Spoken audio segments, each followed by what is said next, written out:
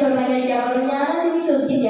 കാരണം ചിത്രവിലെ ഡോക്ടർ മാറ്റും എന്ന് പറഞ്ഞൊരു കാര്യം ഈ ഒരു ടാബ്ലറ്റ് കൊണ്ട് മാറുമെന്നുള്ളൊരു സംശയമായിരുന്നു എനിക്ക്.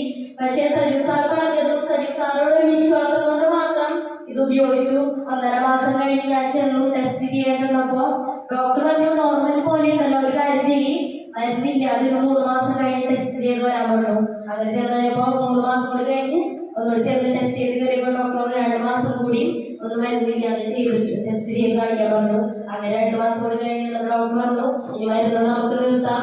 അതുപോലെ തന്നെ പീരീഡ്സ് കറക്റ്റാവില്ലായിരുന്നു. പീരീഡ്സ് സമയത്ത് വയറുവേദന, തലവേദനയും അതുപോലെ തണ്ടലവേദനയും കാലുകൾക്കും ബുദ്ധിമുട്ടുകളുണ്ടായിരുന്നു. അതിന് എനിക്ക് ഏകദേശം 2 സ്കാനോളം ചെയ്ത് നോക്കി എന്തുകൊണ്ടാണ് പീരീഡ്സ് ശരിയാവാത്തത്. അതും റെഡിയായി. എന്റെ ലൈഫ് ലോങ് കഴിക്കണം എന്ന് പറഞ്ഞ ഇംഗ്ലീഷ് മരുന്ന് എന്റെ ഡോക്ടറോട് എനിക്ക് നിർത്തി തന്നിരുന്നു. അപ്പൊ നിങ്ങളൊക്കെ ആർക്കൊക്കെ